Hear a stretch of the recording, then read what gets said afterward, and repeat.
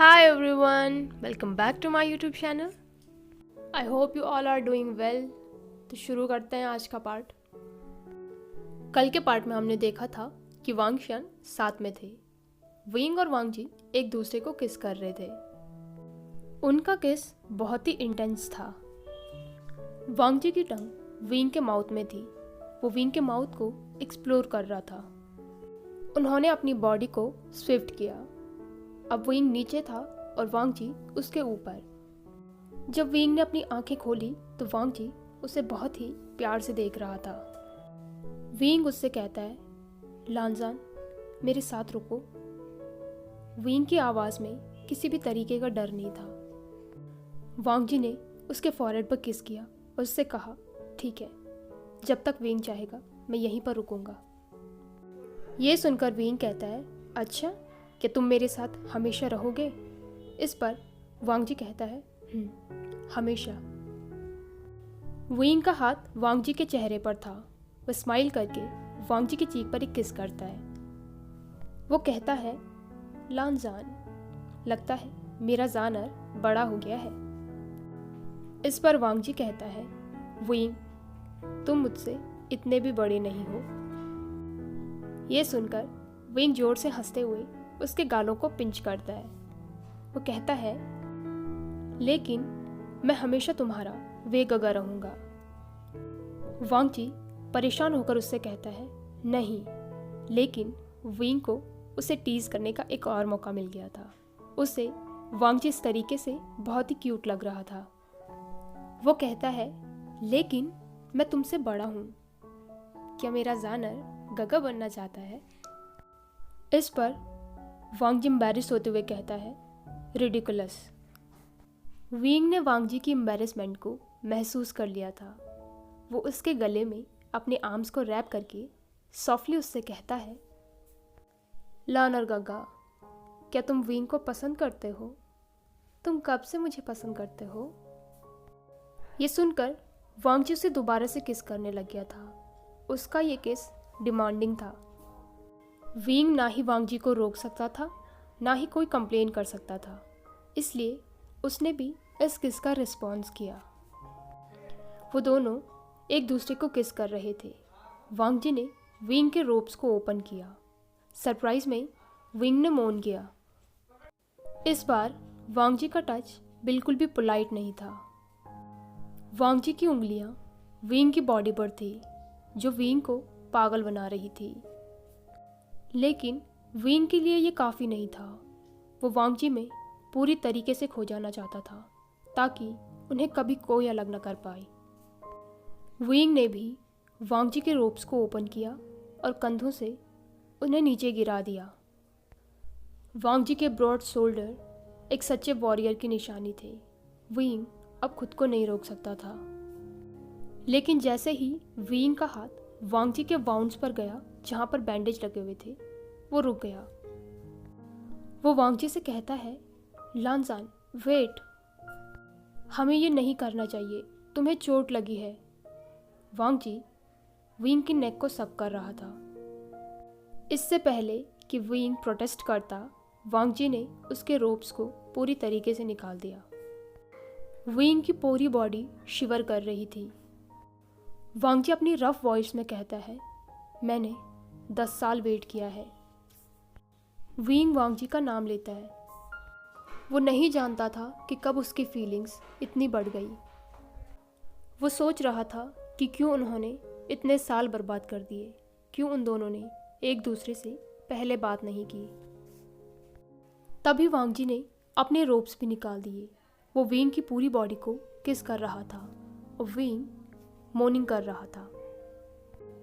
Wing उससे कहना चाहता था कि उसके वाउंड्स खुल जाएंगे, लेकिन वांग जी एक जिद भरी आवाज़ में कहता है, मैं ठीक हूँ।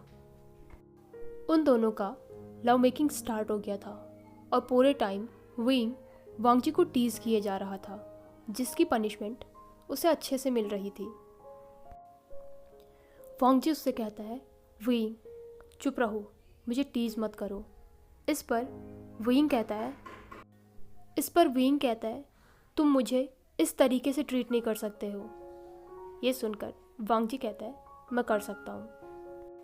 विंग उससे कहता है, लानजान, तुम तो एक राइटियस और डिसिप्लिन पर्सन हो ना, तो कैसे तुम अपने वे गगा को इस तरीके से परेशान कर सकते हो? तुम जानते भी हो ये मेरा फर्स्ट टाइम है। इस पर वांगजी से सॉफ्टली किस करते हुए कहता है, मेरा भी। लेकिन ये सुनकर विंग को उसे टीज करने का एक और मौका मिल गया था। वो कहता है, ओह, तो लानजान भी वर्जिन था। लानजान, क्या तुमने खुद को मेरे लिए बचा के रखा था? तुम कितने प्यारे हो। वांगजी अब विंग की टीजिंग को सहन नहीं कर सकता था, इसलिए उसने विंग के माउथ को अपने माउथ से लॉक कर दिया। जब वांगजी को लगा कि विंग अब से टीज नहीं करेगा, तब उसने विंग के कान में सॉफ्टली कहा, वे गगा। ये सुनकर विंग सरप्राइज हो गया था। उन दोनों ने टाइटली एक दूसरे को हग किया।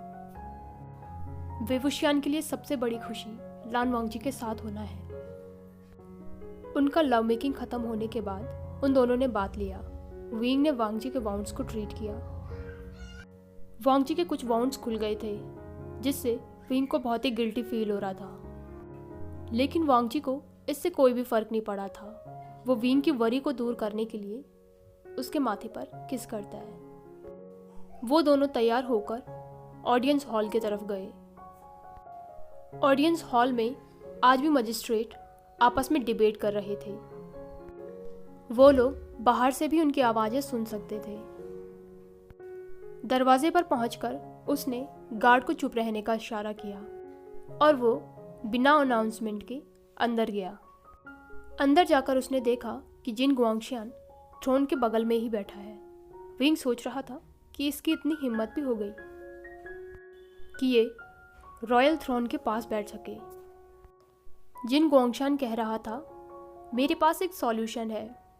अगर एम्परर का कोई हेयर या फिर रिलेटिव नहीं है, तो फिर हमें किसी प्रोमिनेंट फैमिली के मेंबर को ही एम्परर बना देना चाहिए। ये सुनकर विंग क्लैपिंग करते हुए कहता है, ओह, लॉर्ड जिन बिल्कुल सही कह रहे हैं। विंग की आवाज़ सुनकर सभी लोगों ने उसकी तरफ देखा। जियांग फेंगमियान और लेन चिरेन सबसे पहले उसके सामने झुके।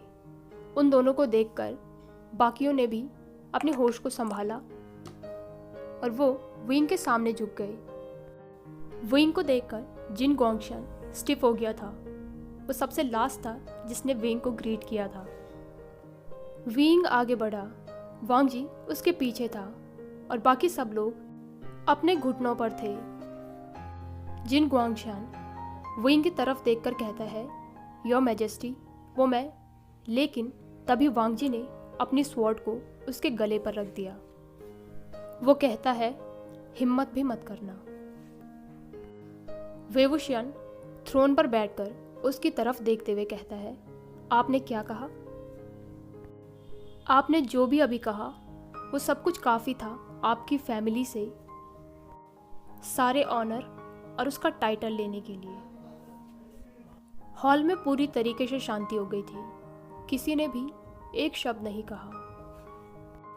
विंग फिर से कहता है, लेकिन उससे भी ज़्यादा इम्पोर्टेंट, वो कल रात का असैसिनेशन अटेम्प्ट। इस पर जिन गुआंगशियान प्रोटेस्ट करते हुए कहता है, योर मैजेस्टी, क्या आपको ऐसा लग रहा है कि उस अटैक के पीछे मेरा हाथ था? उसकी बातें सुनकर विंग कहता है, क्यों, मुझे नहीं लगना चाहिए। वो क्या है ना, कल रात जनरल लान ने एक बर्ड को पकड़ा है और उसने सब कुछ कह दिया। अगली बार किसी भरोसेमंद असैसिनेशन को लाइएगा। वो कहता है, अगर आप चाहते हैं कि मैं आपके एसेट्स को सीज ना करूं। जिन गुआंगशियान समझ गया था कि विंग क्या कहना चाहता है। जब विंग ने रूम को स्कैन किया तो जिन गुआंगशियान वहाँ से जा चुका था। जिन गुआंगशियान से उसके सारे टाइटल्स, ऑनर और उसकी वेल्थ ले ली गई थी और उसे यीलिंग भेज दिया गया था।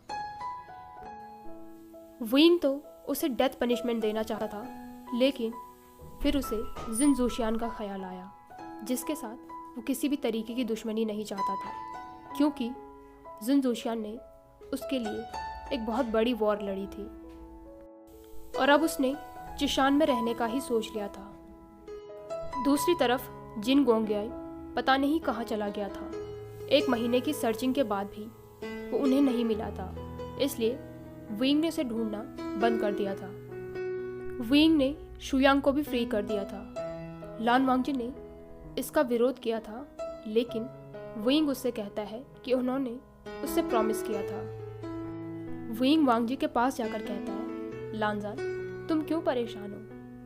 अब तुम मेरे साथ हो, मुझे कोई भी हार्म नहीं कर सकता। इस तरीके से यह मैटर भी सॉल्व हो गया था। गर्मियों के मौसम की एक शाम में वेवुशियन लान वांगजी की लैब में बैठा हुआ था। वो दोनों ही बाथ टब में थे। विंडो क्लोज थी और बाहर से बारिश की हल्की आवाज़ें आ रही थी। विंग वांगजी की बॉडी पर सोप लगाकर उसे साफ कर रहा था। वो वांगजी का नाम लेता है, लानजान। वांगजी भी उसका नाम लेकर ही उसका जवाब देता है। उसके हाथ विंग की बॉडी पर थे। विंग के हाथ वांगजी के कंधों पर थे और वो उसके चेहरे को ही देख रहा था। वो सोच रहा था कि किसी दिन वांगजी के प्रेजेंस में उसका दिल धड़कना ही छोड़ देगा। विंग उससे कहता है, लानजान, आई लव यू। कुछ देर तो वांगजी चुप रहा, लेकिन फिर उसने एक स्माइल की। उसका चेहरा सूरज की तरह चमक रहा था। ये देखकर विंग बहुत ही ज़्यादा खुश था। ऐसा लग रहा था जैसे कि वो खुशी के मारे मर ही जाएगा। तभी वांगजी भी उससे कहता है, आई लव यू टू। ये सुनकर विंग को थोड़ा राहत महसूस हुई। उन दोनों ने एक दूसरे को किस किया और तब तक किया जब तक उनके टब का पानी ठंडा नहीं हो गया। उनकी ज़िंदगी के आने वाले दिन अब इसी तरीके से एक दूसरे के साथ बीतेंगे। हेलो एवरीवन, तो कैसा लगा आपको आज का पार्ट? ये पार्ट इस फैन फिक्शन का लास्ट पार्ट था। आई होप कि आपको ये फैन फिक्शन पसंद आया हो। अगर आपको ये पार्ट पसंद आया हो तो इसे लाइक, कमेंट और शेयर कीजिए। मैं जल्दी ही आप लोगों के साथ एक नई स्टोरी लेकर आऊँगी।